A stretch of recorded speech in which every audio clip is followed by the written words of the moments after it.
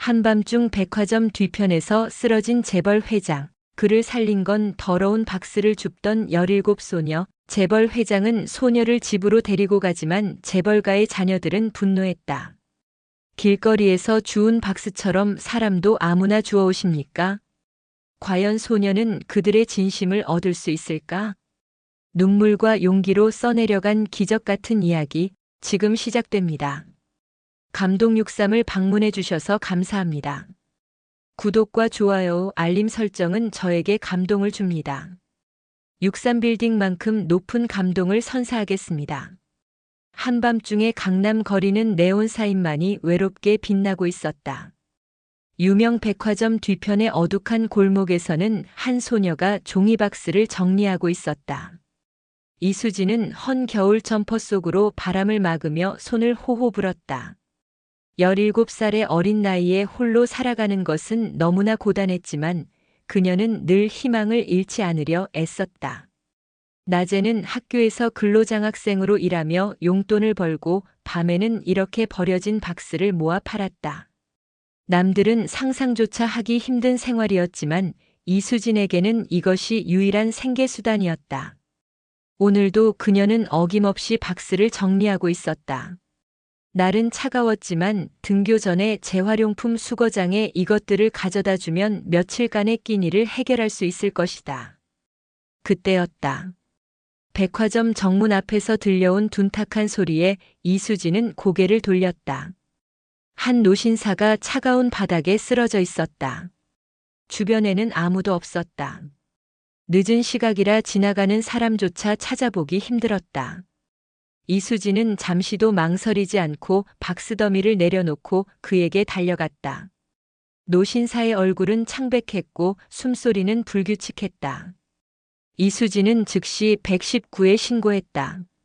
그리고 평소 도서관에서 읽었던 응급처치 책의 내용을 떠올리며 노신사의 상태를 확인했다. 맥박은 뛰고 있었지만 매우 불안정했다. 이수진은 재킷을 벗어 노신사의 머리 밑에 받치고 기도를 확보한 뒤 담요를 찾아 덮어주었다. 구급차가 도착할 때까지의 10여 분은 마치 몇 시간처럼 느껴졌다.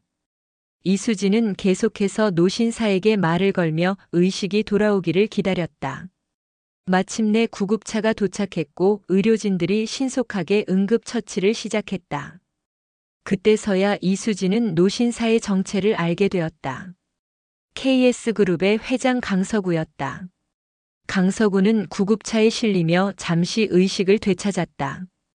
그의 시선에 들어온 것은 낡은 옷을 입은 소녀의 진지한 눈빛이었다. 의료진들이 병원으로 이송을 서두르는 와중에도 그는 이수진의 모습을 잊을 수 없었다. 소녀의 옷은 남루했지만 그 눈빛만은 한 점의 탁함도 없이 맑고 진실되어 보였다. 이수진은 구급차가 떠난 후에도 한동안 그 자리에 서 있었다. 그리고 다시 자신의 박스더미로 돌아왔다. 차가운 바람이 불어왔지만 그녀의 마음은 이상하게도 따뜻했다. 누군가를 도울 수 있었다는 사실이 그녀에게 작은 위안이 되었다. 그녀는 박스를 정리하며 노신사의 건강이 괜찮아지기를 간절히 빌었다. 그날 밤 이수진은 평소보다 더 오래 일했다. 응급 상황으로 인해 지체된 시간을 만회해야 했기 때문이다. 새벽녘이 되어서야 그녀는 자신의 작은 월세방으로 돌아왔다. 방 한 칸짜리 반지하였지만 이곳은 그녀에게 유일한 안식처였다. 이수진은 지친 몸을 뉘며 생각했다. 오늘 밤에 있었던 일이 그저 스쳐 지나가는 인연으로 끝날 것이라고. 하지만 운명은 때로 우리가 예상치 못한 방향으로 흘러가기 마련이다. 그리고 그날 밤의 만남은 이수진의 인생을 완전히 뒤바꿔 놓을 큰 변화의 시작이었다. 강서구는 병원 침대에 누운 채 그날 밤의 일을 곰곰이 되짚어 보았다. 그의 비서는 소녀의 신원을 파악해 보고했다. 이수진 17살. 서울 근교 달동네의 한 반지 하방에서 홀로 살고 있다는 사실에 강서구의 마음은 무거워졌다. 이틀 뒤 병원 안내 데스크에서 한 통의 전화가 걸려왔다. 그날 밤 자신을 구해준 소녀가 강서구의 안부가 걱정되어 병원을 찾아왔다는 것이었다. 강서구는 즉시 이수진을 병실로 안내하라고 지시했다. 휑한 병실에 들어선 소녀의 모습은 더욱 애처로워 보였다. 교복은 깨끗했지만 곳곳이 낡아 있었고 신발도 닳아 있었다. 하지만 그녀의 눈빛만은 누구보다 맑고 당당했다. 강서구는 그 모습에서 자신의 어린 시절을 보는 듯 했다. 이수진의 사연은 강서구의 가슴을 아프게 했다. 3년 전까지만 해도 그녀는 평범한 가정에서 자랐다. 어머니는 딸의 학업을 위해 매일 아침 도시락을 싸주었고 아버지는 열심히 일을 했다. 그러나 어머니의 갑작스러운 병환은 모든 것을 바꿔놓았다. 치료비를 감당하지 못한 가정은 급속도로 무너져갔다. 고리대 금업자들의 끊임없는 독촉은 가정을 더욱 궁지로 몰았다. 매일 밤 울리는 전화벨 소리, 문을 두드리는 거친 소리, 그리고 점점 야위어가는 어머니의 모습. 이수진은 그때의 기억을 떠올리며 눈시울을 붉혔다. 결국 어머니는 치료도 제대로 받지 못한 채 세상을 떠났고 아버지는 빚쟁이들의 독촉을 견디지 못해 수진을 버리고 떠났다.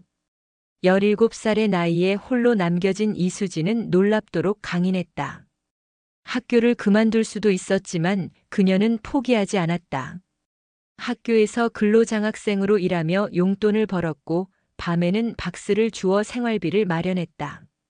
도서관에서 밤늦게까지 공부하는 것은 그녀의 일상이 되었다.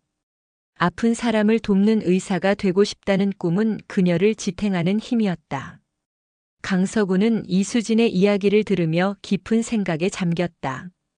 자신도 한때는 거리에서 신문을 팔며 공부했던 시절이 있었다.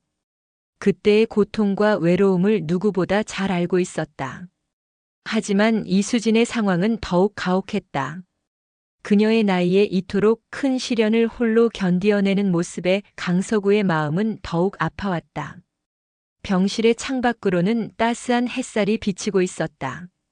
강서구는 문득 자신이 이토록 거대한 그룹을 일구어낸 것이 단순한 우연이 아니었음을 깨달았다.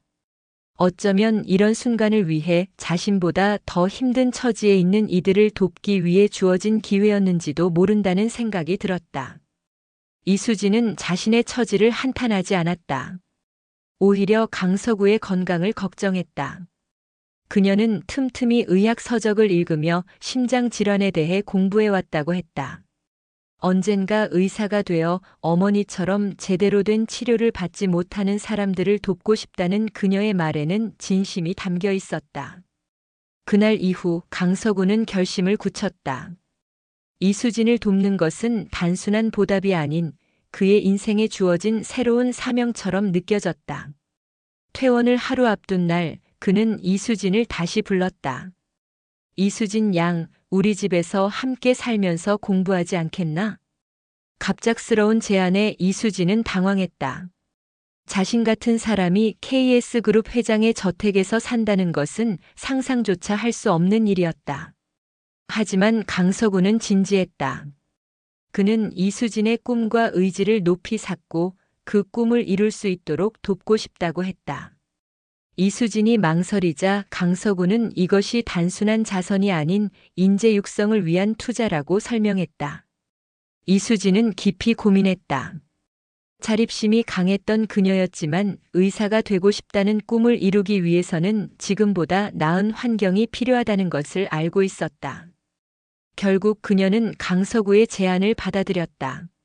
하지만 강서구는 이 결정이 자신의 가족들, 특히 자녀들과의 새로운 갈등을 불러일으킬 것이라는 사실도 예감하고 있었다.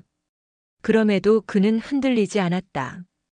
이수진의 순수한 열정과 의지를 지켜주고 싶다는 마음이 더 컸기 때문이다. 며칠 후 강서구의 저택 앞에 검은색 세단이 멈춰섰다. 운전기사가 문을 열자 이수진이 조심스럽게 내렸다. 작은 가방 하나가 그녀의 전부였다. 저택은 그 위용만으로도 사람들의 시선을 사로잡기에 충분했다.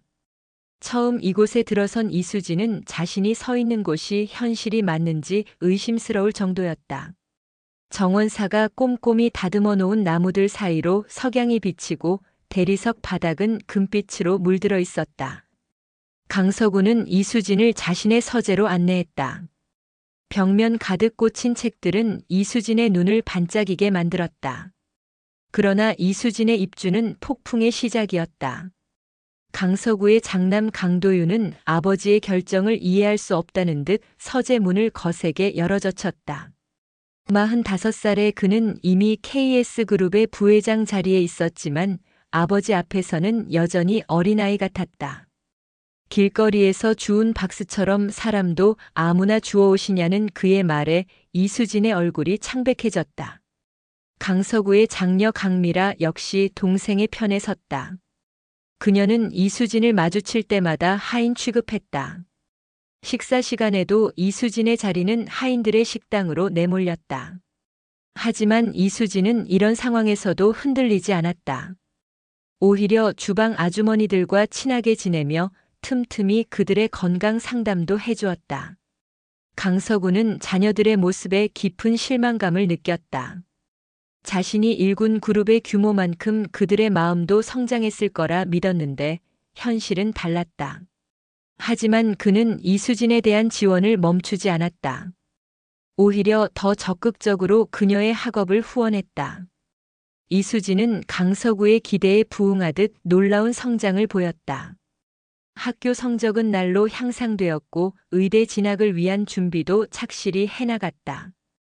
방과 후에는 도서관에서 밤늦게까지 공부했고 주말이면 강서구가 설립한 보육원에서 봉사활동을 했다. 그러던 어느 날 강도윤의 7살 난 아들 우진이 갑자기 고열로 쓰러졌다. 명문 병원들을 전전했지만 원인을 찾지 못했다. 강도윤은 처음으로 자신의 힘으로 해결할 수 없는 상황에 직면했다. 그의 얼굴에는 깊은 절망감이 드리워졌다. 그때 이수진이 조심스럽게 우진의 병실을 찾았다. 평소 의학 서적을 탐독하던 그녀는 우진의 증상이 희귀 면역 질환과 비슷하다는 것을 발견했다. 처음에 강도윤은 이수진의 말을 무시했다. 하지만 의사들조차 답을 주지 못하는 상황에서 그녀가 제시한 가능성은 작은 희망이 되었다. 우진의 회복은 저택 내에 잔잔한 파문을 일으켰다. 강도윤은 이수진을 대하는 태도를 조금씩 바꾸었다. 식사 시간에 그녀의 자리를 하인들의 식당에서 가족 식탁으로 옮기라고 지시했고 이따금 그녀의 공부를 묻기도 했다. 하지만 이런 변화는 강미라의 반감을 더욱 키웠다. 그녀는 이수진이 교묘한 방법으로 가족들의 마음을 얻어가고 있다고 확신했다. 어느 날 아침 강미라는 4살배기 딸 서연이가 심한 고열로 알아눕자 발만 동동 굴렀다. 평소 기관지가 약했던 서연이는 이번에도 심한 폐렴 증세를 보였다. 강미라는 서연이를 데리고 이 병원 저 병원을 전전했지만 차도가 없었다. 결국 대학병원 입원이 결정되었다. 이수진은 매일 방과 후 서연이의 병실을 찾았다. 의사가 되고 싶었던 그녀는 이미 기본적인 의료 지식이 있었다. 체온을 재고 가래를 뽑아주고 물수건으로 몸을 닦아주는 일을 척척 해냈다. 처음에는 이수진의 접근을 못마땅해 하던 강미라도 점차 그녀의 정성에 마음을 열기 시작했다. 서연이의 상태가 위중해질 때마다 이수진은 밤을 새워가며 간호했다. 학교 시험을 앞두고도 병실을 지켰다. 잠깐 눈을 붙이다가도 서연이의 작은 기침 소리에 벌떡 일어나곤 했다. 강미라는 이수진의 모습을 지켜보며 처음으로 자신의 편견을 돌아보게 되었다. 하지만 평화로운 시간도 잠시 강미라의 남편이 병실을 찾아왔다. 그는 이수진의 존재를 수상쩍게 여겼다. 혹시 강서구에 숨겨진 자식이 아닌지 아니면 다른 속셈이 있는 것은 아닌지 의심했다. 강미라의 남편은 사설 탐정을 고용해 이수진의 과거를 파헤치기 시작했다. 탐문 결과는 의외였다. 이수진의 아버지는 사채업자들에게 쫓기다 제주도에서 목숨을 끊었다는 사실이 밝혀진 것이다. 이 소식은 이수진의 가슴에 큰 상처를 남겼다. 아버지의 소식을 전해 들은 그날 밤 그녀는 처음으로 자신의 방에서 소리 없이 울었다. 하지만 이수진은 오래 무너져 있지 않았다. 오히려 더 단단해졌다. 주말에는 강서구가 세운 보육원에서 아픈 아이들을 돌보았고 평일에는 더욱 열심히 공부했다. 서연이의 병간호도 게을리하지 않았다. 그녀의 진심 어린 모습에 강미라의 남편조차 마음을 바꾸기 시작했다. 한 달여간의 투병 끝에 서연이는 마침내 건강을 되찾았다. 퇴원하는 날 서연이는 이수진의 품에 안겨 떨어지지 않으려 했다. 언니, 나중에 커서 언니처럼 될래. 어린 서연이의 말에 병실에 있던 모든 이들의 눈시울이 붉어졌다. 강미라는 처음으로 이수진을 포옹했다. 이수진의 삶은 조금씩 변화했다. 더 이상 하인들의 식당에서 혼자 밥을 먹지 않아도 되었고 가족들과 함께하는 시간도 늘어났다. 강서구는 이런 변화를 흐뭇하게 지켜보았다. 그는 이수진이 단순히 도움이 필요한 학생이 아닌 자신의 그룹과 가족에게 새로운 희망이 될 수 있다고 확신했다. 서울대 의과대학 입시가 코앞으로 다가왔다. 이수진은 더욱 열심히 공부했다. 이제 그녀에게는 의사가 되어야 할 이유가 하나 더 생겼다. 바로 서연이처럼 아픈 아이들을 돕고 싶다는 것이었다. 밤늦게까지 불 켜진 그녀의 방을 바라보며 강서구는 생각했다. 진정한 가족은 피보다 진한 사랑과 신뢰로 만들어진다는 것을. 서울의 겨울은 유난히 추웠다. 이수진은 매일 새벽 4시에 일어나 공부했다. 창밖으로 어둠이 깊게 내려앉은 정원이 보였다. 그 너머로 희미하게 보이는 도시의 불빛들이 그녀에게 꿈을 상기시켰다. 어딘가에는 지금도 아픈 이들이 있을 것이다. 그들을 위해 자신이 할 수 있는 일이 무엇일지 고민하며 이수진은 더욱 책에 몰두했다. 수능날이 다가왔다. 강서구는 이수진을 시험장까지 배웅했다. 그는 마치 친손녀를 보내는 것처럼 마음이 애틋했다. 강도윤도 조심스레 격려의 말을 건넸고 강미라는 서연이와 함께 손수 준비한 도시락을 건넸다. 서연이는 이수진의 품에 안겨 언니 파이팅! 을 외치며 응원했다. 시험장에 들어서는 순간 이수진의 마음은 이상하리만치 평온했다. 그동안의 노력이 주는 자신감이었다. 시험은 순조롭게 진행되었다. 특히 과학 과목에서 그녀의 실력은 빛을 발했다. 평소 의학 서적을 탐독하며 쌓아온 지식이 큰 도움이 되었다. 결과 발표날 강서구의 저택은 긴장감에 휩싸였다. 이수진은 떨리는 손으로 컴퓨터를 켰다. 화면에 뜬 숫자를 확인한 순간 그녀의 눈에서 눈물이 흘렀다. 서울대 의과대학 합격선을 훌쩍 넘는 점수였다. 강서구는 이수진을 꼭 껴안았고 강도윤과 강미라도 진심으로 축하를 건넸다. 하지만 이수진은 합격의 기쁨에 도취되지 않았다. 그녀는 곧바로 새로운 목표를 세웠다. 의대 생활 동안 강서구가 운영하는 보육원과 양로원에서 봉사활동을 계속하기로 한 것이다. 주말마다 그곳을 찾아 아이들과 어르신들의 건강을 살피고 의학 지식을 활용해 도움을 주겠다고 했다. 강서구는 이수진의 제안을 듣고 깊은 감동을 받았다. 그는 이사회를 소집했다. 이수진이 제안한 의료봉사 프로그램을 KS그룹의 공식 사회공헌 활동으로 발전시키기로 한 것이다. 이 소식을 들은 강도윤은 처음으로 아버지의 결정에 적극적인 지지를 보냈다. 의대 입학을 앞둔 어느 날 이수진은 어머니의 산소를 찾았다. 옆자리에는 제주도에서 발견된 아버지의 유골도 안장되어 있었다. 그녀는 부모님 앞에서 오랜만에 눈물을 쏟았다. 하지만 이번의 눈물은 슬픔이 아닌 감사함에서 나온 것이었다. 부모님이 자신을 이만큼 키워주었고 강서구라는 새로운 아버지를 만나게 해주었다는 감사함이었다. 그날 저녁 강서구의 저택에서는 특별한 저녁 식사가 준비되었다. 식탁에는 이수진이 좋아하는 음식들이 가득했다. 강미라는 직접 앞치마를 두르고 요리를 했다고 했다. 서연이는 이수진 옆자리를 고집했고 강도윤은 처음으로 와인을 따라주었다. 식사를 마친 후 강서구는 조용히 입을 열었다. KS 의료재단을 설립하여 이수진을 이사로 임명하겠다는 발표였다. 이 재단은 의료 취약계층을 위한 지원 사업을 전담하게 될 것이라고 했다. 이수진의 꿈이 이제는 KS그룹의 새로운 미래가 될 것이라는 이야기였다. 10년이 흐른 어느 봄날이었다. 서울대학교 병원 소아청소년과 진료실, 이수진은 한 아이의 차트를 살펴보고 있었다. 창밖으로는 벚꽃이 흩날렸다. 문득 그녀는 자신이 처음 강서구의 저택에 들어서던 날을 떠올렸다. 그때는 상상조차 할 수 없었던 일들이 현실이 되어 있었다. KS 의료재단은 이제 전국의 의료 취약계층을 위한 최고의 의료 지원 기관으로 자리 잡았다. 강도윤은 해외 의료 지원 사업을 이끌며 재단의 영역을 넓혀갔고 강미라는 의료 인재 육성 프로그램을 통해 새로운 꿈나무들을 키워내고 있었다. 이수진이 대학 시절 시작했던 작은 건강검진 프로그램은 이제 전국 규모의 의료봉사 시스템으로 발전했다. 17살이 된 우진은 이수진을 따라 의대 진학을 준비하고 있었다. 그는 이모라고 부르는 이수진을 자신의 롤모델로 삼았다.